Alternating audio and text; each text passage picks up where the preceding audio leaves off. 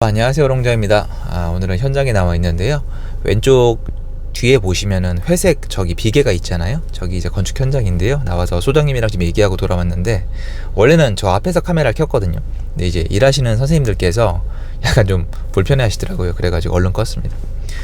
제가 예전에 이 건축 관련된 거 같이 공부하신 분이 이제 연락이 됐었는데 좀 됐는데요. 요새는 좀 정리가 된 모양이던데, 힘들게 건축을 하셨는데요, 마이너스가 떴어요. 너무 속상해 하시는데, 얘기를 들어보니까 이유가 있더라고요. 이분도 원래 전문직이시고 따로 하는 일이 있고요, 돈도 많은 분이기 때문에 많이 속상해 하시진 않으셨는데 짜증나죠. 그래도 거의 2년 가까운 시간이 흘렀는데 마이너스가 떴으니까. 근데 이유가 있어요. 그래서 그 내용을 공유함으로써 이쪽에 혹시 관심을 갖는 분들에게 도움이 되고자 오늘 영상을 키는 거예요. 마음은 안 좋아요. 사실 그런 일이 있으면 안 되는데, 사실 그 선생님도 인정을 하셨지만 본인 잘못도 어느 정도 있기 때문에 어떻게 보면은 교훈 삼을 만한 사례가 아닐까 싶어요. 뭐냐면, 여러분은 이제 오늘 제 영상을 보는 순간부터 원래 당연히 그렇게 생각을 하셨겠지만 나눠야 돼요.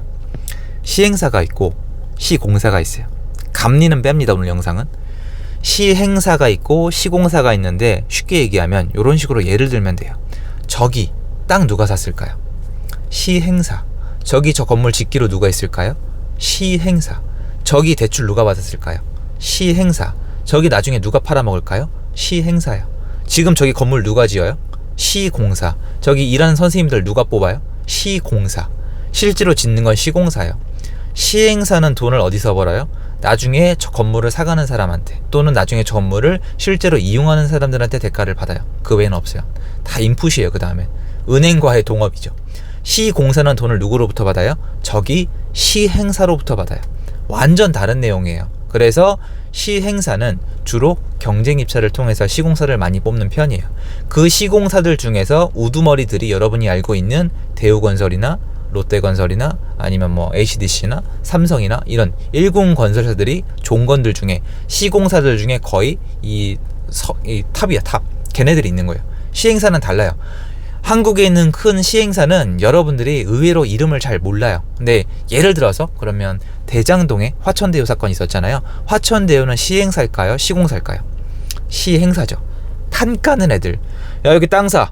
여기 건물 지어. 대출 얼마 받아. 아니면 이거 분양 어떻게 해. 아니면 세금 얼마야 내. 이렇게 하는 애들이 시행사예요. 이 사람들과랑 계약을 해서 지어달라는 건물을 법에 맞춰서 지어주는 사람들이 시공사예요. 그리고 시공비만 받으면 돼요. 쉽죠? 완전 다른 거예요. 제가 하는 건 뭐겠어요? 저는 시행사 대표인 거예요.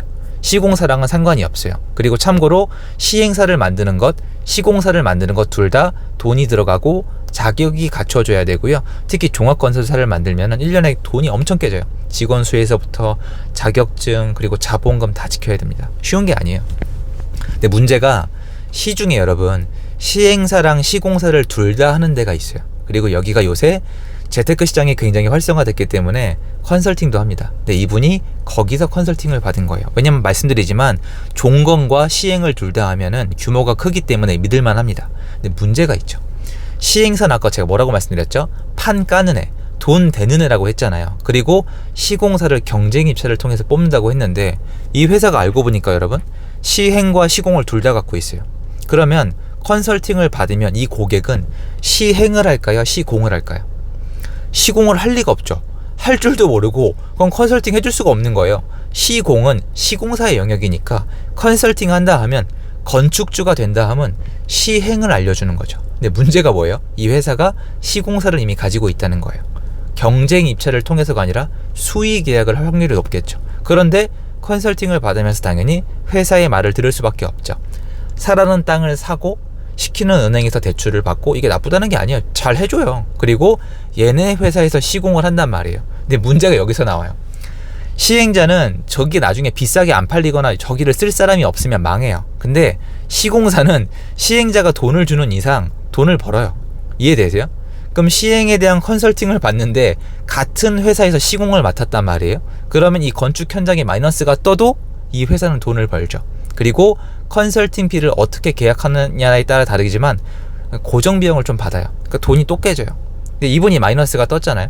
근데 이 회사는 마이너스가 떴을까요? 플러스가 떴죠. 시공에서 플러스가 떴죠. 그리고 이 회사는 이렇게 얘기할 거예요. 이게 플러스가 났으면 우리가 인센이 붙는데 인센이 안 붙었으니까 우리도 마이너스다. 아니에요. 시공에서 플러스가 났잖아요. 잘못된 걸까요? 아니에요. 그렇진 않아요. 왜냐면 여기는 방식을 제가 쭉 보니까 땅에 대해서 충분히 검토하라고 부탁을 했고 이분이 직접 검토를 해서 땅을 샀고요. 대출도 잘못 받은 게 아니에요. 보니까 대출도 괜찮게 받았어요. 그리고 시공 비용이 좀 비싸긴 해요. 좀 비싸긴 한데 제가 아쉬운 거는 그렇게까지 지을 땅이 아닌데 너무 비싸게 짓긴 했는데 눈탱이는 아니더라고요. 제가 봤을 때. 근데 아쉽게 뭐예요? 분양이 잘 안 됐어요. 요새 좀 시기가 안 좋잖아요. 그러니까 분양이 안 되면서 마이너스가 들어가면서 마이너스가 뜬 건데 시공비는 이미 다 준 후잖아요. 그러니까 얘네한테 따지기도 애매한 거예요. 그런데 만약에 이분이 컨설팅을 받기 전에 시행을 해봤다? 특히 시행을 해본 중에 내가 직접 뭘 지을지 결정을 해보고 내가 경쟁 입찰을 통해서 시공사를 골라봤다? 단가를 골라봤다? 이게 나중에 망하면은 내가 시공사는 돈을 벌고 내가 돈을 잃는 걸 미리 완전히 알았다? 분양사도 내가 미리 알고 있었다? 왜냐면 나중에 분양 대행사도 비싸거든요. 그러면 이분이 이런 선택을 했을까라는 생각은 약간 들더라고요. 쉽게 얘기해서 경험이 좀 더 있었으면 마이너스 폭을 줄일 수가 있었거든요. 근데 그건 좀 아쉽더라고요. 여러분이 공부해야 되는 건 이거예요. 뭐냐면은 시행사, 이게 둘 다 공부할 수는 없어요. 시공도 공부하고 시행도 공부하면 좋겠지만 시공을 공부하다 보면 할 일이 없어요. 누가 건축을 해달라고 부탁을 해야 되는데 여러분이 시공 공부한다고 누가 건축을 맡길 일은 제로잖아요. 시행을 공부해서 뭔가 짓기로 해야 되는데 컨설팅을 받는 건 좋아요. 전 그런데 제가 말씀드렸다시피 두 가지는 지켜야 돼요. 첫 번째, 땅은 내가 골라야 돼요. 그런데 여러분 이게 말만 쉬워요. 여러분 해보시면은 1년 내내 돌아다니면 땅 한 몇 개 안 나와요. 진짜 특히 요새는 더더욱. 그러니까 노가다라니까요. 이거 아파트 투자하시는 분들은 잘 못해요. 왜냐면 너무나도 말도 안 되는 지루한 게임이에요. 근데 그런 땅을 찾아내야 되고 그런 땅을 찾아내려면 시행에 대한 공부가 어느 정도 돼 있어야 돼요. 그리고 옆에 도와주는 사람도 있는 게 좋아요. 근데 옆에 도와주는 사람이, 이건 참고하세요. 옆에 도와주는 사람이 시공을 하는 사람이면 별로 안 좋아요. 그러니까 다 그렇다는 뜻은 절대 아니에요. 절대 아닌데 저는 좀 피했어요. 왜냐면 그분도 사람인데 시공을 하고 싶지 않겠어요? 얘가 땅만 사면 내가 여기다 건축하면 되는데, 그렇잖아요. 무조건 그렇다는 뜻은 아니지만 결과에 따라 다르겠지만 그분은 돈을 버니까 빨리빨리 시공을 하고 싶을 거 아니에요. 전 피했는데 일단 시행에 대해서 공부를 하면서 시행을 하는 분의 조언을 들어야 돼요. 그렇게 해서 배운 다음에 땅을 보는 눈을 길러서 땅을 산 다음에 시공을 해봐야 돼요. 그 다음부터인데 처음부터 플러스가 나기 어려울 수가 있어요. 그리고 여러분들이 많이 망설이시는데 이거를 지은 다음에 여러분 다른 분들에게 분양을 해야 된다만 생각은 하지 마세요. 저거를 사가는 주체는 되게 많아요. 그런데 비싸게 안 사갈 수도 있고 어떻게 팔진 여러분 재량인데 개인한테 안 판단 조건 하에 수익률이 떨어졌을 때도 마이너스가 안 뜨게 땅을 싸게 잘 사고 시공사를 잘 고르면은 사실은 엄연히 따지면 큰 사고는 안 나거든요. 근데 지금 제가 말씀드린 걸 완성시키는 것 자체가 1년에 몇 개 못해요. 개인이 아닌 주체가 내 건물을 사가도록 만들어 놓고 그런 건물을 만들고 거기에 원가와 품질을 맞추고 그런 시공사를 정하고 계약서로 잘 한 다음에 대출을 잘 받고 대출이자 내고 중간에 사고 나는 거 다 메꾼 다음에 마이너스가 안 뜨도록 만드는 게 이거 자체가 말은 어려운 게 아니에요, 여러분. 그런데 1년 동안 내내 발품을 팔았을 때 이거를 몇 개를 못해요. 실제로 해보시면. 쉽게 얘기해서 건축은 처음에 진입장벽이 높아요. 아파트는 가서 그냥 사면 되잖아요. 경매도 그냥 낙찰받으면 되잖아요. 근데 이건 아니에요. 이거는 처음에 진입장벽이 높아요. 발품을 되게 많이 팔아야 돼요. 그래서 제가 말씀드리는 게 시공 쪽이 아니라 시행 쪽을 가서 실제로 이 사업하는 사람들한테 들러붙어서 옆에서 따라다니면서 1년 정도 관찰을 하신 다음에 진입하는 걸 추천을 드려요. 그분도 사실 돈 얽히고 중간에 마음고생도 하셨는데 거의 그래도 2년 가까이 걸린 걸로 알고 있는데 마이너스가 뜨면 얼마나 속상하겠어요. 그런데 그분도 저도 알아요. 대화하면서도 어쩔 수 없다는 거. 처음부터 투자라는 게 플러스가 이거 여러분 저 여러 번 말씀드렸죠. 이거 뭐 난 리스크를 제로로 맞추고 시작한다. 내 투자는 리스크가 없다. 이기고 하는 투자다. 마이너스가 날 수가 없다. 첫째 원금을 잃지 마라. 둘째 원금을 잃지 마라. 셋째 원금을 잃지 마라. 지나가는 멍멍이 짖는 소리 하지 마시고 해보세요.